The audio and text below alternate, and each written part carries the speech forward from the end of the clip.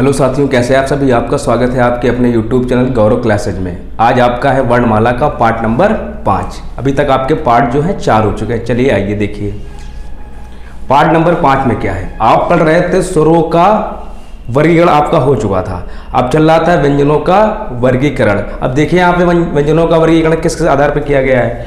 आपके भी 2 हो गए थे, आपके 2 हो गए थे वर्गीकरण। अब ये तीसरा आपका है, ये है प्रयत्न के आधार पर। जो प्रयत्न के आधार पर है, व्यंजनों का वर्गीकरण 8 प्रकार से किया गया है। प्रयत्न के आधार पर आपके व्यंजनों का वर्गीकरण 8 प्रकार से किया गया है।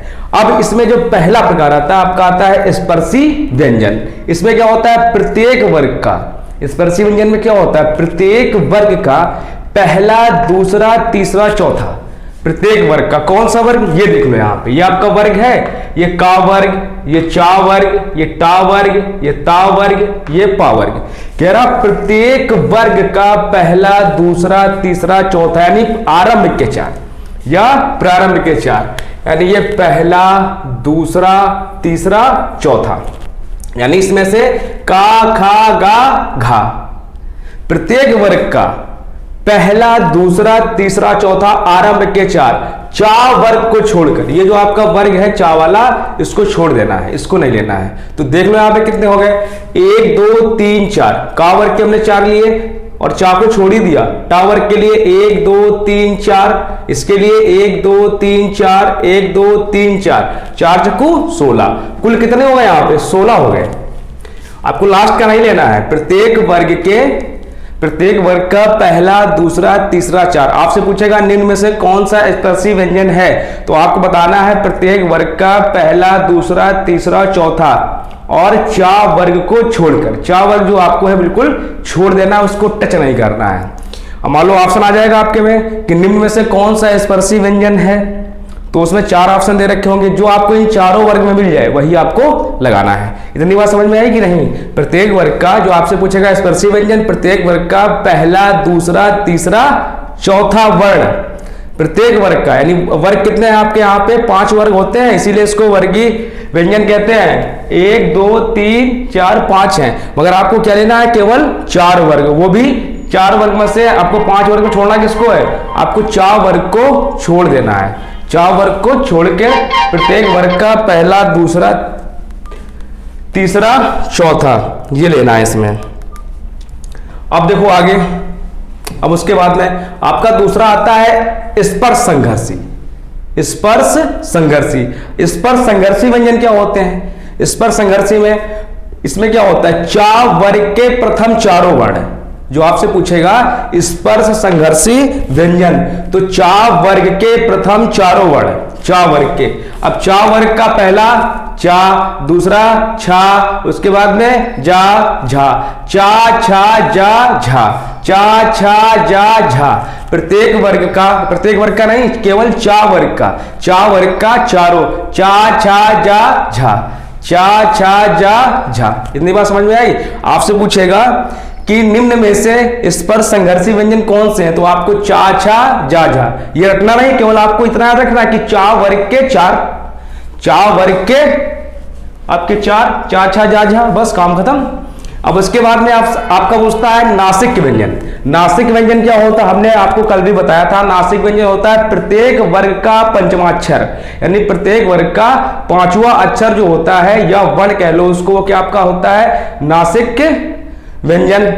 अब इसमें क्या आएगा, प्रत्येक वर्ग का 5वां अक्षर, ये आपका हो गया डा, या, ड़ा, ना, मा, ये हो गए प्रत्येक वर्ग का वर्ग का भी आखिरी अक्षर 5वां, चा वर्ग का भी 5वां अक्षर, टा वर्ग का भी 5वां अक्षर, ता वर्ग का भी 5वां अक्षर और पा वर्ग का भी 5वां अक्षर। ये क्या कहलाते हैं, पंचमाक्षर, यानी नासिक व्यंजन।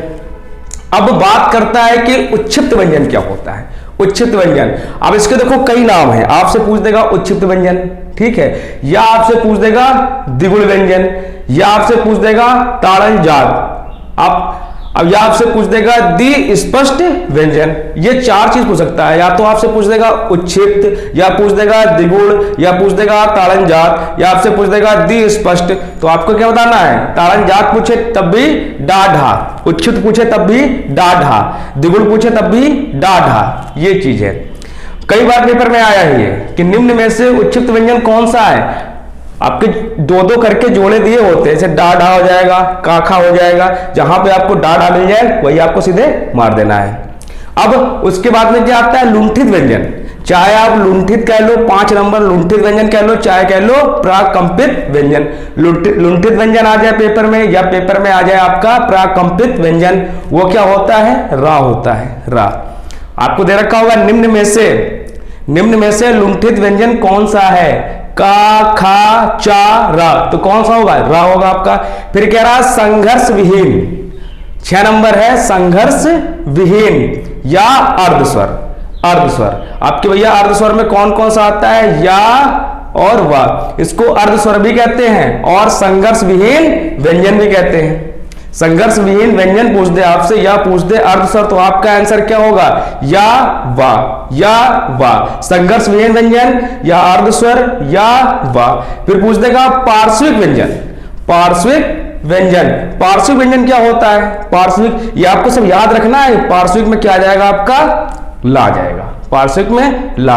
और फिर पूछ देगा इसमें आपका ये चल रहा है कि इस पे प्रश्न के आधार पर वर्गीकरण, ये 8 प्रकार से पूछ देगा संघर्षी व्यंजन, तो सा हा।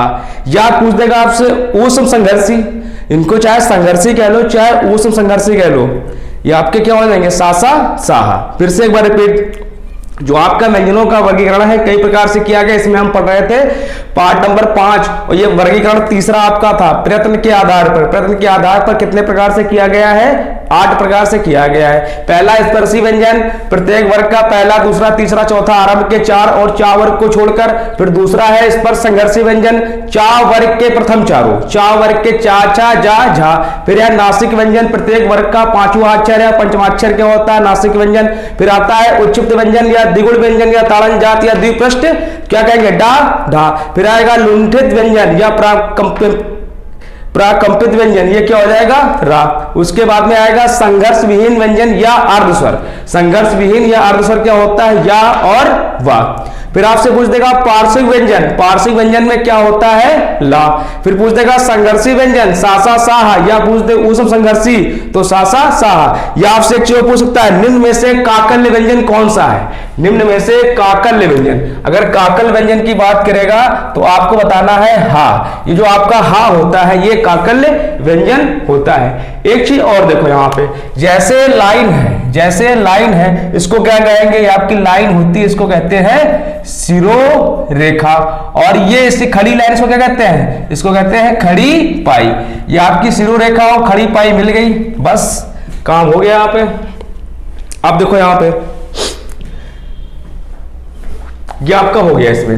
अब इसके बाद में जो आपका चौथा वर्गीकरण किया गया है, इसके बाद में जो चौथा वर्गीकरण किया गया है आपका, वो है घोष या कंपन के आधार पर। घोष या कंपन के आधार पर। अब इसमें कितने पार्ट हैं, 2 पार्ट हैं। जब प्रश्न के आधार पर किया गया था पार्ट तीसरा, इसमें कितने थे आपके पार्ट, 8 थे। जब यहां पे किया गया घोष या कंपन के आधार पर, तो कितने यहां पे हैं, 2 हैं आपका, एक अघोष व्यंजन, दूसरा सघोष व्यंजन। घोष माने क्या होता है, घोष कोच है कंपन। बात है कि घोष माने कंपन, यानी जिन वर्णों को बोलने में कंपन हो, जिन वर्णों को बोलने में कंपन हो। अघोष माने क्या होता है, आ माने नहीं, आ माने नहीं, घोष माने कंपन, यानी कंपन नहीं। ऐसे कौन से वर्ण है जिनको बोलने में कंपन नहीं होता है, उसको क्या कहते हैं, अघोष व्यंजन। अब ये क्या होता है, सा घोष, सा माने सहित, घोष माने कंपन, सा माने सहित, घोष माने कंपन, यानी कंपन सहित व्यंजन। कंपन सहित व्यंजन क्या हो जाएगा आपका, सघोष। और जिसमें कंपन रहित या कंपन नहीं, अघोष हो जाएगा। तो जो कंपन या घोष के आधार पर कितने भागों में बांटा गया, 2 भागों में, अघोष व्यंजन और सघोष व्यंजन। आ माने नहीं, यानी अघोष कंपन नहीं, सघोष सा माने सहित, घोष माने कंपन, कंपन सहित। अब देखो यहाँ पे इसमें क्या होता है, जो आपका अघोष व्यंजन होता है, प्रत्येक वर्ग का पहला दूसरा वर्ण, प्रत्येक वर्ग का। अब चाहे का वर्ग आ जाए, चाहे चा वर्ग आ जाए, चाहे टा वर्ग आ जाए, चाहे ता वर्ग आ जाए, चाहे पा वर्ग आ जाए, इससे नहीं मतलब प्रत्येक वर्ग का, इसमें से प्रत्येक वर्ग का पहला दूसरा वर्ण, पहला दूसरा, पहला दूसरा, पहला दूसरा, पहला दूसरा, पहला दूसरा, पहला दूसरा, प्रत्येक वर्ग का पहला दूसरा वर्ण, और साथ में कौन, सा सा सा, ये कौन से होते हैं, उस व्यंजन। इसमें एक और होता है हा, मगर हा इसमें नहीं जुड़ता है। तो इतनी बात समझ में आई। अघोष में क्या होगा, प्रत्येक वर्ग का पहला दूसरा वर्ण प्लस सा सा सा, पहला दूसरा, पहला दूसरा, पहला दूसरा, पहला दूसरा, पहला दूसरा और सा सा सा, ये क्या हो जाएंगे आपके अघोष। यानी इन वर्णों को बोलने में कंपन नहीं होता है। फिर यहां पे क्या आता है, सघोष व्यंजन। जब भैया पहला और दूसरा आपका हो गया अघोष में, जब पहला और दूसरा वर्ण हो गया अघोष में, बचा कौन सा, पांचवी, तो इसमें होते हैं तीसरा चौथा पांचवा बचा, वो किसमें आएगा, सघोष में। तो प्रत्येक वर्ग का तीसरा चौथा पांचवा, प्रत्येक वर्ग का तीसरा चौथा पांचवा, तीसरा चौथा पांचवा, प्रत्येक वर्ग का तीसरा चौथा पांचवा, प्रत्येक वर्ग का तीसरा चौथा पांचवा, प्रत्येक वर्ग का तीसरा चौथा पांचवा। तो सघोष में क्या होगा, प्रत्येक वर्ग का तीसरा चौथा पांचवा, और साथ में आपके कौन, या रा लावा, और साथ में एक ऊस व्यंजन। और या रा लावा क्या होते हैं, अंतःस्था, या रा लावा पिछली कक्षा में आपने पढ़ा था। अगर नहीं समझ में आ रहा तो पीछे बैठ जाइए, सारी वीडियो देखिए, समझ में आ जाएगा। तो सघोष में क्या होता है, प्रत्येक वर्ग का तीसरा चौथा पांचवा वर्ण, साथ में अंतःस्था, या रा लावा, और साथ में एक आपका हा। और हा क्या होता है, इसको हा को आप काकल व्यंजन भी कहते हैं, और साथ में क्या होता है भैया आपका ऊष्म होता है।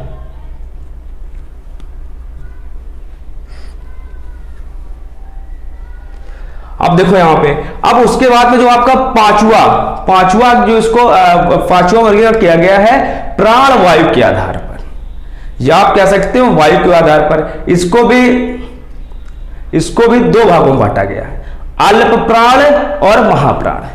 प्राण माने क्या होता है, हवा, हवा से ही तो प्राण बचते हैं। तो यानी अल्प माने कम, प्राण माने हवा, जिन वर्णों के उच्चारण में कम हवा निकले वो क्या होगा, अल्प प्राण। महाप्राण, महा माने ज्यादा, जिन वर्णों के उच्चारण में ज्यादा हवा निकले, मुंह से बोलने बस हो गया। अल्प प्राण में क्या होगा, प्रत्येक वर्ग का पहला दूसरा, प्रत्येक वर्ग का पहला तीसरा पांचवा वर्ग, प्रत्येक वर्ग का पहला तीसरा पांचवा, पहला तीसरा पांचवा, पहला तीसरा पांचवा, पहला तीसरा पांचवा, पहला तीसरा पांचवा, प्रत्येक वर्ग का पहला तीसरा पांचवा वर्ग, और साथ में या रा लावा। अल्प प्राण में कौन कौन से आएंगे, प्रत्येक वर्ग का पहला तीसरा पांचवा वर्ग, और साथ में या रा लावा प्लस सभी स्वर, जितने भी स्वर है, 11 है कि 13 है, 15, जितने भी स्वर साथ में आ जाएंगे, वो क्या होगा, अल्प प्राण। अब बारी आती महाप्राण की। जब पहला तीसरा पांचवा अल्प प्राण में हुआ, बचा कितना आपका, दूसरा चौथा। तो महाप्राण में क्या होगा, प्रत्येक वर्ग का दूसरा चौथा प्लस सा सा सा हा, सा सा सा हा। महाप्राण में प्रत्येक वर्ग का दूसरा चौथा प्लस सा सा सा हा। आपको रटने की जरूरत नहीं है, केवल समझना है। जो व्यक्ति रटेगा पक्का है, उसको याद ही नहीं होगा कुछ। हिंदी है, रटी नहीं जाती है, समझी जाती है, तभी आप जब समझेंगे तभी आपको याद होगा, रटने से नहीं याद होता। ये कोई गाना नहीं है कि आप रट रहे हैं यहाँ पे। अब देखो यहाँ पे, इतना समझ में आ गया आपको। आपका यहां से व्यंजन भी खत्म, अभी कुछ क्वेश्चन रह गए वो आपको बाद में करा देंगे, अभी इसका प्रैक्टिस सेट भी कराएंगे आपको। अब देखो यहाँ पे, अब आपसे इसकी कुछ अन्य चीजें हैं, यहाँ पे देख लो। अब पूछेगा विकसित स्वर कितने होते हैं, विकसित स्वर।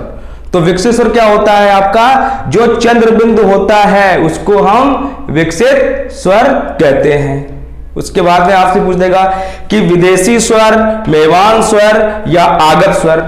विदेशी स्वर, मेहमान स्वर या आगत स्वर। ये क्या होगा? अर्धचंद्र बिंदु। अर्धचंद्र बिंदु कहां लगता है? जैसे आपका डॉक्टर लिखते हैं, आप डॉक्टर लिखने में लगता है ऊपर अर्धचंद्र बिंदु लगता है।